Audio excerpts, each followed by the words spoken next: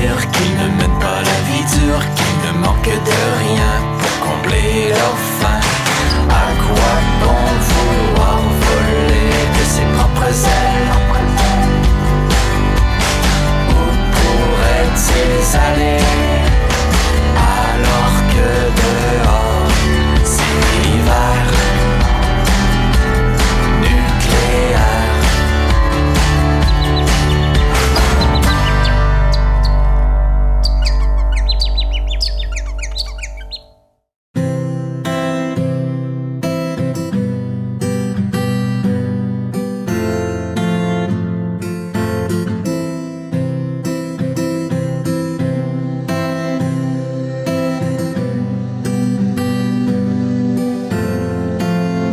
Bonjour, mon nom est Anne Patel et je suis l'inventeur de Cubi.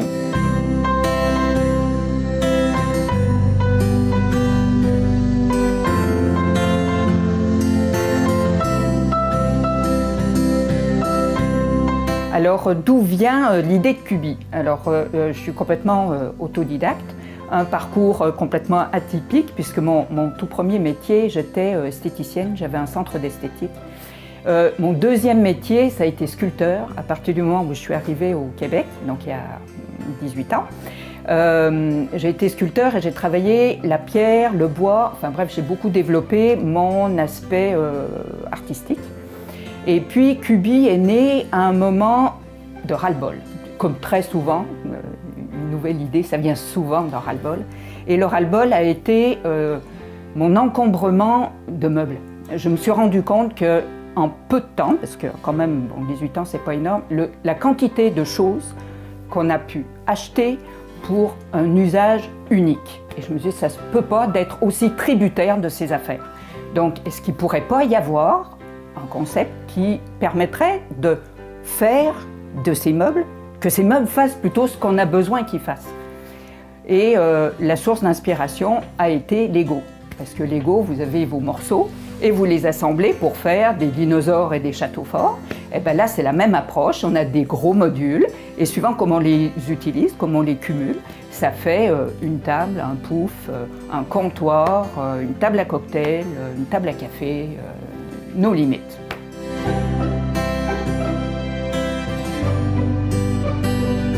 Ok, alors tout commence donc avec du carton qui arrive en palette.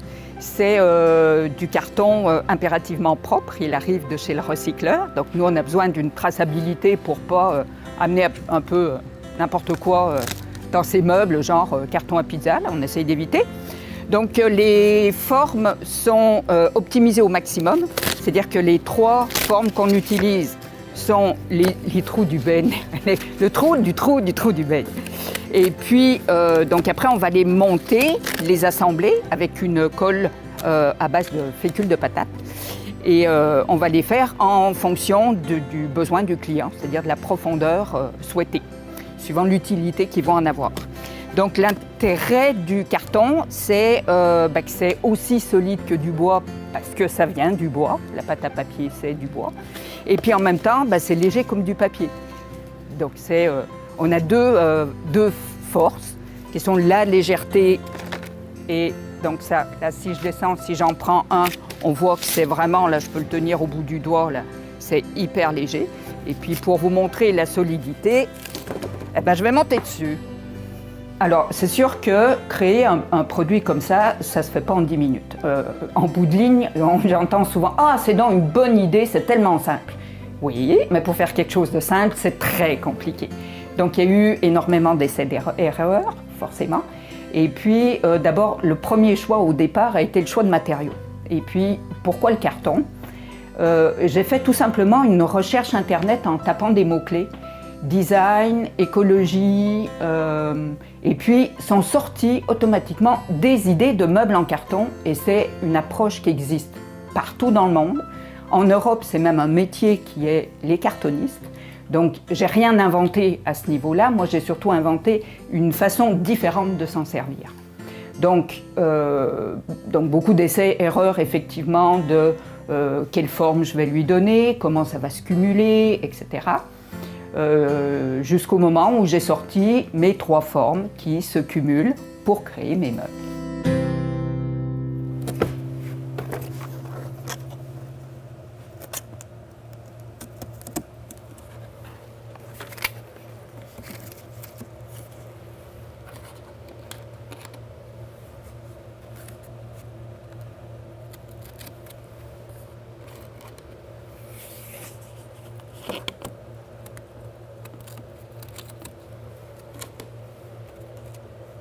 Alors un exemple de display qu'on a développé pour les compagnies, l'idée derrière ça, c'est de montrer ce que l'on est en tant que compagnie, c'est-à-dire au-delà du produit ou simplement du service que l'on propose, on a des valeurs, on a un ADN et l'idée c'est de mettre ça en avant, quelle est notre différence, quelle est notre force concurrentielle, qui on est en général, c'est quoi notre mission. Alors un exemple qui est notre présentoir, le présentoir de Cubi, donc avec la marque et le distributeur de cartes d'affaires et qui permet d'expliquer. Donc l'importance de Cubi, c'est son cycle de vie zéro déchet. Donc on montre d'où ça vient, de notre geste de recyclage, de comment il va chez le recycleur, qu'il est nettoyé, comment il arrive chez nous, les différentes options d'utilisation pour retourner au recyclage. Et l'attractif, c'est de pouvoir mettre des objets qui marquent justement ce qu'on est en train d'expliquer. L'autre chose, c'est donc la multifonctionnalité, c'est les différentes façons de se servir de ces modules. Donc, on reprend l'idée de Lego avec nos différents morceaux qui vont s'adapter autant pour un display pour un enfant que pour le grand public dans une salle à dîner, par exemple, l'événementiel avec des espaces d'affaires, lounge, dans des congrès, des setups de présentation pour le B2B et les organisations pour installer des endroits particuliers où rien ne peut s'installer. Donc on présente la possibilité des différents meubles qui seront en location ou à l'achat.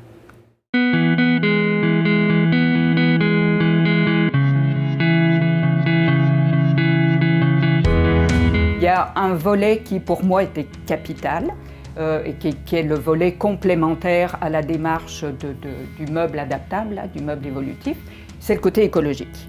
Donc il y a une chose qui était super importante pour moi, c'est de créer quelque chose qui ne prend rien sur la planète au moment où il est conçu, aucune matière première que la nature aurait créée, et ne laisse rien en fin de vie comme déchet. C'est-à-dire qu'il a des vies entre-temps qui peuvent être nombreuses, mais qui ne laissent aucune cochonnerie. Et on s'entend qu'un meuble, question volume dans les déchetteries, c'est pas mal placé.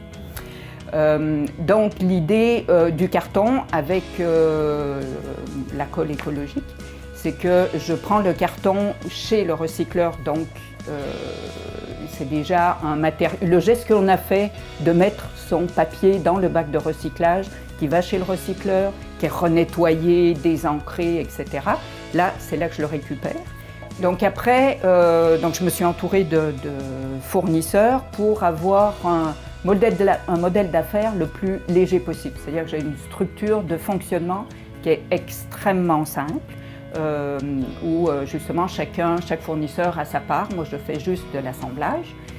L'intérêt de ça, c'est que je vais pouvoir dupliquer ce modèle-là un peu partout en fonction des villes. Si par exemple on veut se développer sur Toronto, il est hors de question pour moi que le carton se promène un peu partout sur la planète, qui est absolument un non-sens, puisqu'on va avoir beaucoup de gaz à effet de serre sur le transport.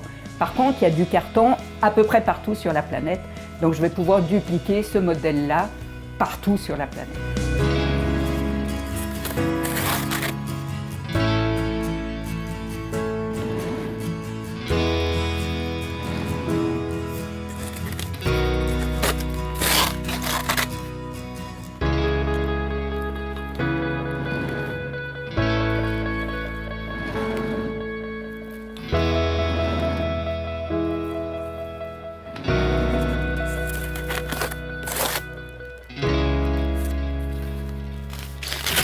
Donc là, ça va être un tout petit bloc qui va servir par exemple comme top pour une table à cocktail.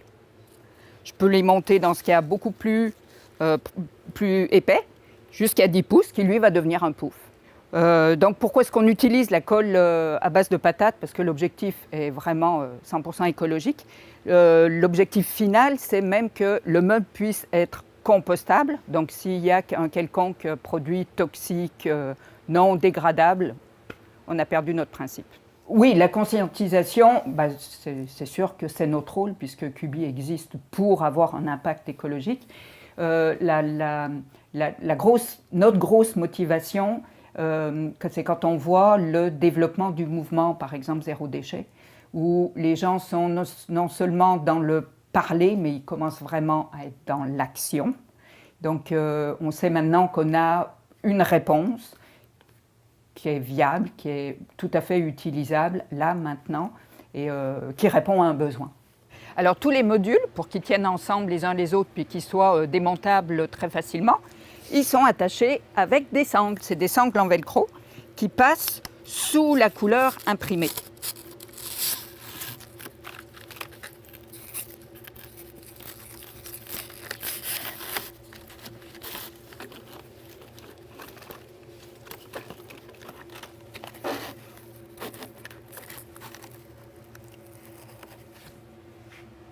Donc on veut déménager, leur changer de forme. On défait la sangle, on change la configuration et on rattache.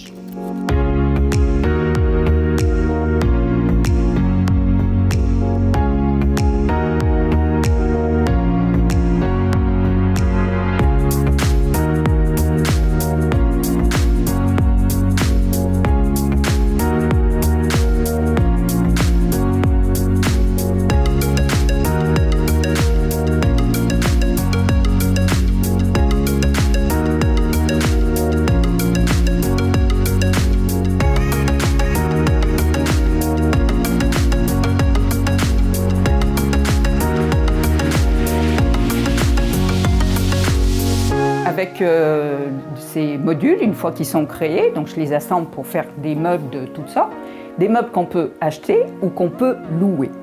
Donc ça permet de développer des clientèles différentes. On travaille par exemple donc beaucoup avec l'événementiel. L'intérêt, c'est qu'on va pouvoir équiper un congrès complet et chaque meuble va pouvoir changer de couleur, changer d'imprimé, donc avec des logos, des messages. Et s'adapter au congrès en question ou au commanditaire ou au stand, à la compagnie qui veut faire un setup particulier.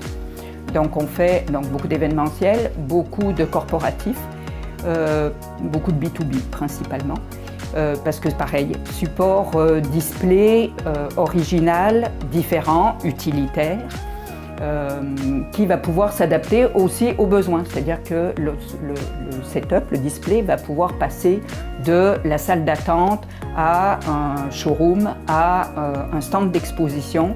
Il va pouvoir changer aussi de message très facilement, puisqu'on peut changer les faces en un tour de main. Une autre clientèle intéressante, où il y a une très belle réponse, c'est les écoles et les bibliothèques. Parce que pour les enfants, on a développé un côté créatif et pour créer le lien entre l'enfant et le livre par la créativité. Et on se sert des faces amovibles pour que les enfants puissent dessiner sur leurs meubles, sur leur petite bibliothèque, en fonction des thématiques qu'ils sont en train d'apprendre. Donc un travail d'équipe avec le professeur, un meuble interactif.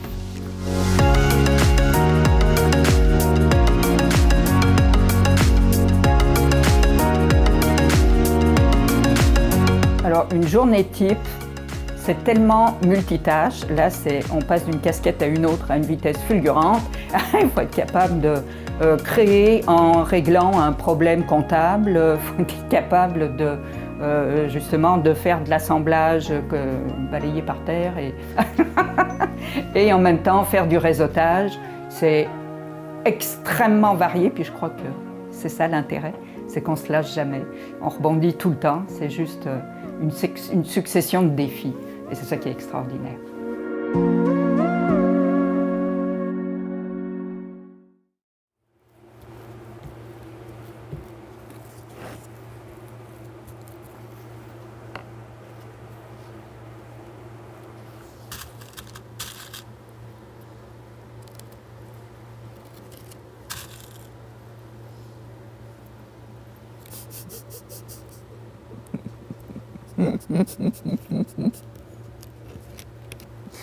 my God. Oh.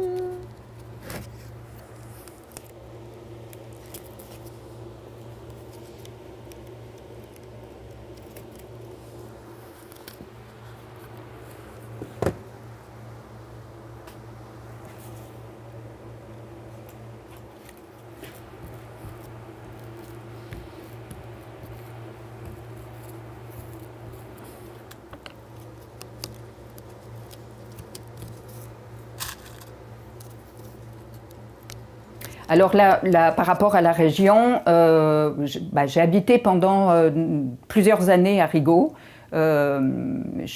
Maintenant, j'habite à Vaudreuil, mais la vie a fait que l'emplacement est revenu à Rigaud pour la compagnie. L'intérêt de l'endroit, c'est que je suis proche de l'Ontario et comme je travaille autant avec le Québec en général que l'Ontario, ça me permet d'avoir justement une étendue d'action facile, extrêmement pratique. Alors, c'est sûr que je ne suis plus sculpteur à vraiment créer des formes, mais l'idée est la même. Je crée des formes utilitaires, mais le côté créatif, chaque projet est une nouvelle sculpture, un nouveau développement créatif. La créativité aussi, je la mets à disposition non seulement du produit, mais de l'approche complète, là, puisqu'il a fallu développer un langage, une façon de le présenter. Tout a été complètement inventé, nouveau. Même la façon de le produire a été complètement inventée. Je me suis calquée sur rien. Donc une fois qu'on a décidé le type de meuble dont on avait besoin, là, un comptoir, une table, un pouf, peu importe, après, on va l'habiller. Donc là, c'est la partie, le fun, très, très créative. Donc on a le choix de ou des faces que nous, on appelle standards, là, qui existent en catalogue. Donc, il n'y a rien à développer, elles sont prêtes, on peut vous livrer super rapidement. Des faces thématiques. Donc, c'est des faces qui vont pouvoir s'adapter pour une occasion particulière. Donc là, comme là, Noël, l'hiver. Donc, ça permet, par exemple, dans les écoles, s'ils veulent mettre de l'avant les livres de Noël, on déguise la bibliothèque avec justement la thématique et on met les livres qui correspondent. Après, on peut donc personnaliser donc avec logo, un autre type de logo avec une encoche pour pouvoir... donc on va adapter sur le module et on va pouvoir mettre les dépliants de la compagnie. Des faces informatives, c'est ça, des faces avec logo, ou des faces toutes blanches, toutes simples, où on va pouvoir faire du DIY. DIY, donc comme là, pour les enfants, où on a collé des blocs Lego pour eux pouvoir faire leur rangement, ou créativité complète.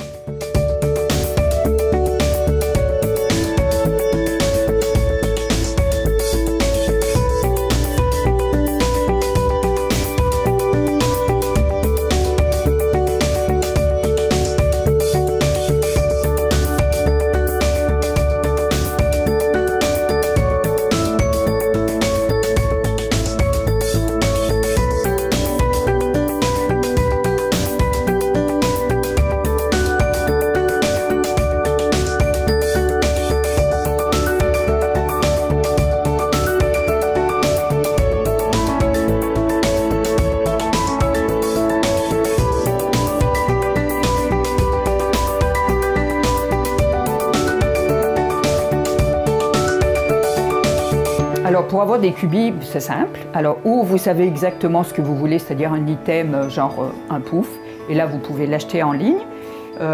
Il suffit dans ce cas simplement de me donner la couleur que vous souhaitez. Puis là, de disponible, on a une trentaine de couleurs. Donc il suffit de donner la couleur et puis une semaine plus tard, vous allez le recevoir. Pour un projet plus spécifique, puisqu'on fait énormément de personnalisation, là, c'est un travail d'équipe. Je peux créer complètement un setup, un produit même, en fonction du besoin. On le développe ensemble et puis je vous propose de l'infographie. Je vous crée votre projet. Arrivez-moi avec un besoin et puis je vais vous créer votre setup. On est une compagnie, donc une compagnie, faut faire du chiffre. Et notre chiffre, c'est clair que c'est avec l'événementiel, le corporatif et les commissions scolaires que c'est principalement développé. Donc, c'est sûr que c'est beaucoup de temps, c'est beaucoup de démarches. Notre rôle éducatif reste. Il faut du temps pour. Donc oui, c'est un objectif parce que c'est notre raison d'être, effectivement. Mais c'est une question de temps. Malheureusement, c'est ça. Il faut des disponibilités. Donc, de temps en temps, faire des salons comme le Festival Zéro Déchet, comme la Foire Écosphère, oui, on se doit d'être présent, mais c'est clair que notre clientèle n'est pas là. Encore. On souhaite qu'elle le devienne un jour, mais pas encore.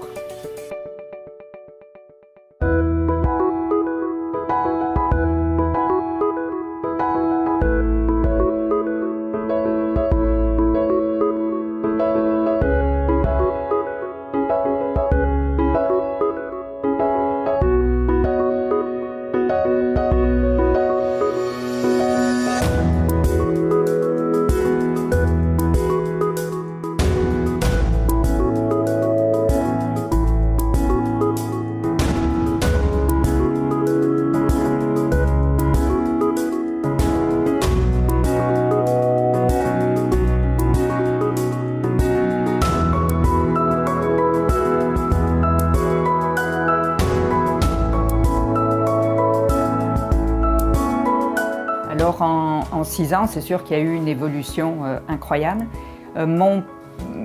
Les gros défis au départ, l'approche du carton, c'est-à-dire que dans la vue des gens, c'est normal, le carton on le voit comme le déchet et ça reste le déchet, c'est-à-dire quand on achète un produit, le carton c'est la chose qu'on jette, donc se dire qu'on achète du carton, c'est comme... Donc, comme j'étais très visionnaire et vraiment en avance, on m'a longtemps regardé comme « elle fait quoi, elle, avec ses boîtes ?» Je ne suis pas sûre de comprendre. Donc, il a fallu vraiment développer des produits, développer une approche. L'autre défi a été que j'ai imaginé que tout le monde avait la même créativité que moi. Donc, c'est un peu comme si j'avais donné au départ une boîte de Lego sans mode d'emploi. Et puis c'était comme, oui, regarde tout ce que tu peux faire. Mais c'est comme, c'est sûr que les gens ne peuvent pas imaginer si je ne le fais pas à leur place, c'est normal. Et puis l'autre chose, c'est que Cubi peut s'adresser à tout le monde. Tout le monde peut avoir des Cubi chez soi, dans sa compagnie, tout le monde. Sauf que tout le monde, c'est pas une cible. Ça marche pas et on n'a jamais le produit approprié à chacun. Donc il a fallu beaucoup tester sur le terrain qui en a réellement besoin et pourquoi et comment. Donc une fois que j'ai rétréci ma cible et que je suis arrivée avec une réponse claire, là maintenant je suis à la bonne place au bon moment. Et puis il n'y a plus qu'à. J'ai la possibilité de développer, c'est-à-dire sortir beaucoup d'autres formes qui vont pouvoir continuer à se combiner pour donner encore plus de possibilités, d'autres types de meubles, d'autres types de présentoirs. L'avenir est immense et avec un potentiel incroyable.